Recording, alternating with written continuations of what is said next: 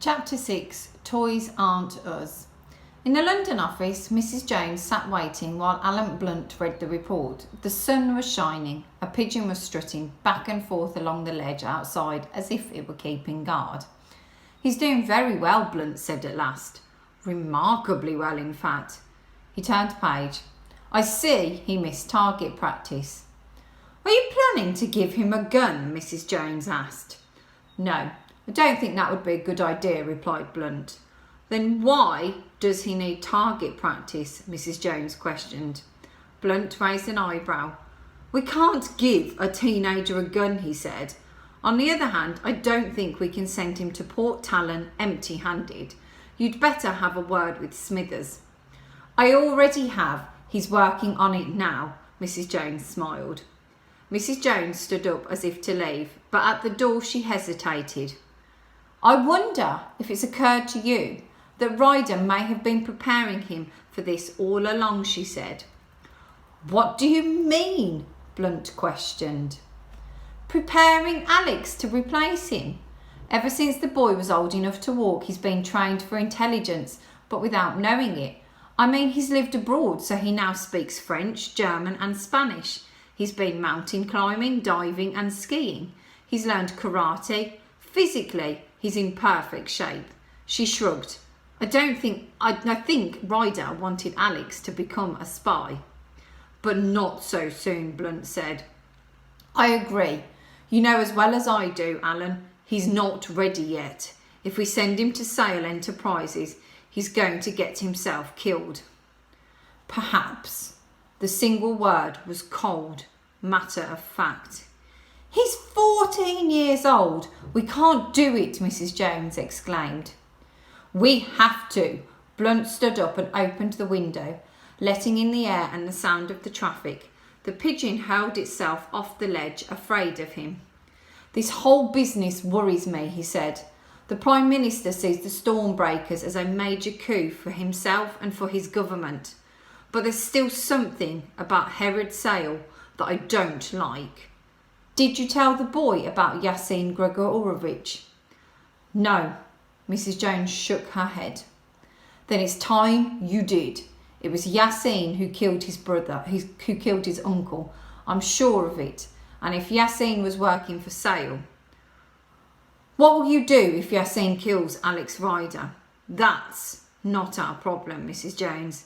If the boy gets himself killed, at least it'll be the final proof that there is something wrong. At the very least, it'll allow me to postpone the Stormbreaker project and take a good hard look at what's going on at Port Talon. In a way, it would almost help us if he was killed." "The boy's not ready yet. He'll make mistakes, and it won't take them long to find out who he is." Mrs. Jones sighed. "I don't think Alex has got much chance at all." "I agree." Blunt turned back from the window. The sun slanted over his shoulder. A single shadow fell across his face. "But it's too late now to worry about that. We have no more time. Stop the training. Send him in." Alex sat hunched up in the back of the low-flying C-130 military aircraft, his stomach churning behind his knees. There were 11 men sitting in 2 lines around him, his own unit and 2 others. For an hour now, the plane had been flying at just 300 feet, following the Welsh valleys, dipping and swerving to avoid the peaks. A single bulb glowed red behind a wire mesh, adding to the heat in the cramped cabin. Alex could feel the engines vibrating through him. It was like travelling in a spin dryer and microwave oven combined. The thought of jumping out of a plane with an oversized silk umbrella would have made Alex sick with fear. But only that morning he'd been told that he wouldn't in fact be jumping. A message from London. They couldn't risk him breaking a leg, it said, and Alex guessed that the end of his training was near. Even so, he'd been taught how to pack a parachute, how to control it, how to exit a plane and how to land. And at the end of the day, the sergeant had instructed him to join the flight just for the experience. Now close to the drop zone, Alex felt almost disappointed. He'd watch everyone else jump and then he'd be left alone. P-5. The voice of the pilot came over the speaker system, distant and metallic. Alex gritted his teeth. 5 minutes until the jump. He looked at the other men shuffling into position, checking the cords that connected them to the static line. He was sitting next to Wolf. To his surprise, the man was completely quiet, unmoving. It was hard to tell in the half-darkness, but the look on his face could almost have been fear. There was a loud buzz and the red light turned green.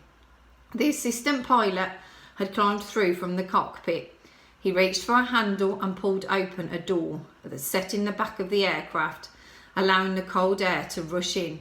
Alex could see a single square of night. It was raining and the rain howled past. The green light began to flash. The assistant pilot tapped the first pair on their shoulders and Alex watched them shuffle over to the side and then throw themselves out. For a moment, they were there, frozen in the doorway. Then they were gone like a photograph crumpled and spun away by the wind. 2 more men followed. Then another 2. Wolf would be the last to leave, and with Alex not jumping, he'd be on his own. It took less than a minute. Suddenly, Alex was aware that only he and Wolf were left. "Move it!" the assistant pilot shouted above the roar of the engines. Wolf picked himself up. His eyes briefly met Alex's, and in that moment Alex knew. Wolf was a popular leader. He was tough and he was fast, completing a 30-mile hike as if it were just a stroll in a park. But he had a weak spot. Somehow he'd allowed this parachute jump to get to him and he was too scared to move. It was hard to believe, but there he was, frozen in the doorway, his arms rigid, staring out. Alex glanced back. The assistant pilot was looking the other way. He hadn't seen what was happening, and when he did, if Wolf failed to make the jump, it'd be the end of his training and maybe even the end of his career. Even hesitating would be bad enough. He'd be binned. Alex thought for a moment. Wolf hadn't moved. Alex could see his shoulders rising and falling as he tried to summon up the courage to go. 10 seconds had passed, maybe more.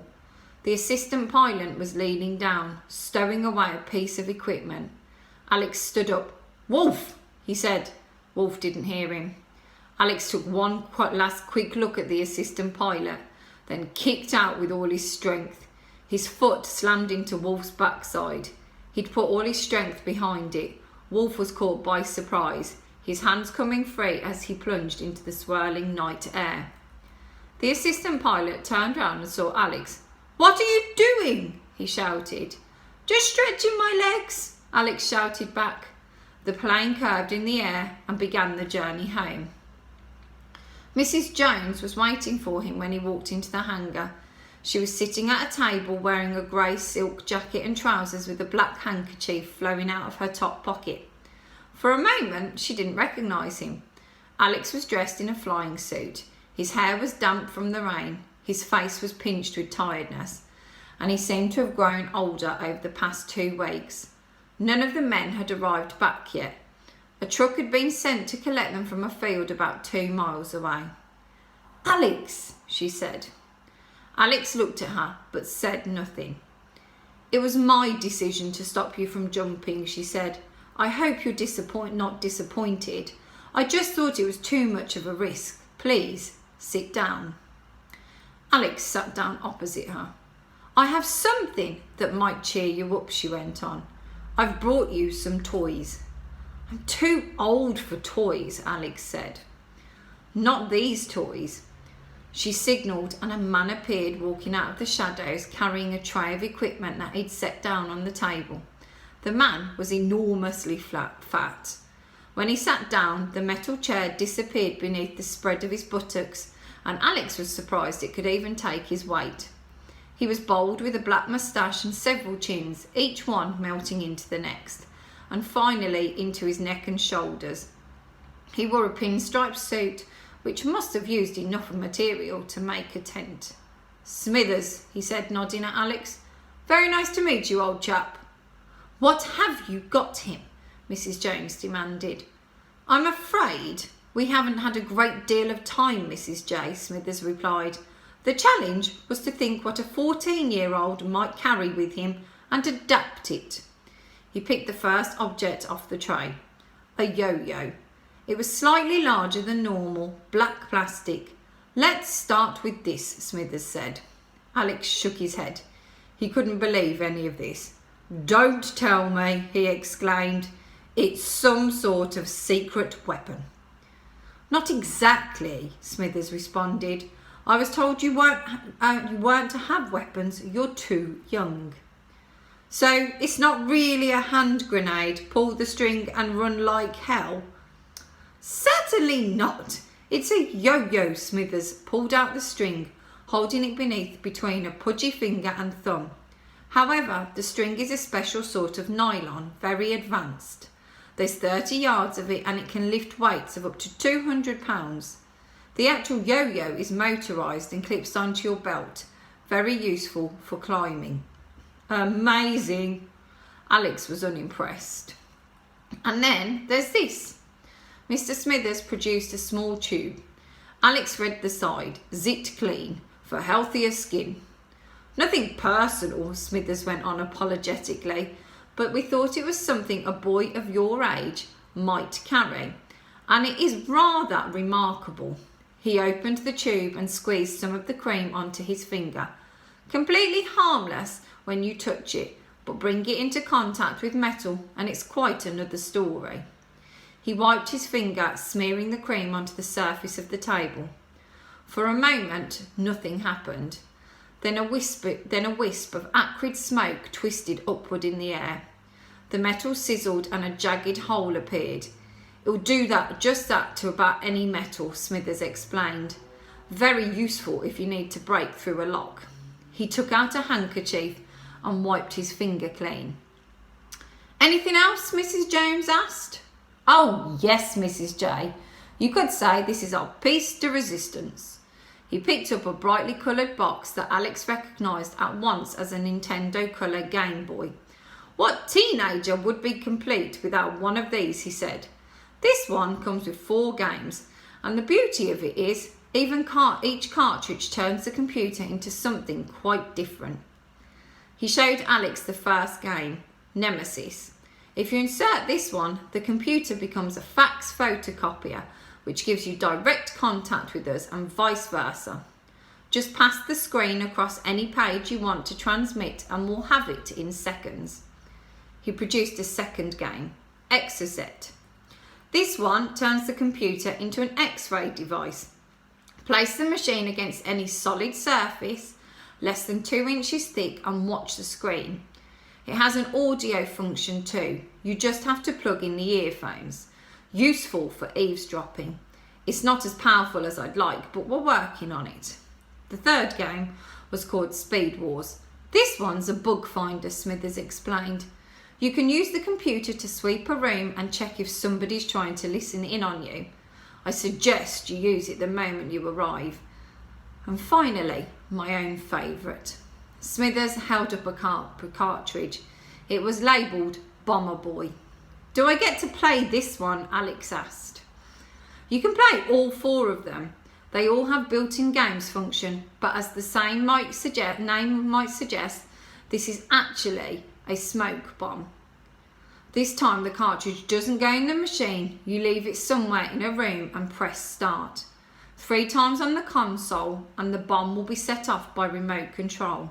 Useful camouflage if you need to escape in a hurry. Thank you, Smithers, Mrs. Jones said. My pleasure, Mrs. J. Smithers stood up, his legs straining to take his huge weight. I hope to see you again, Alex. I've never had to equip a boy before. I'm sure I'll be able to think up a whole host of quite delightful ideas. He waddled off and disappeared through a door that clanged shut behind him.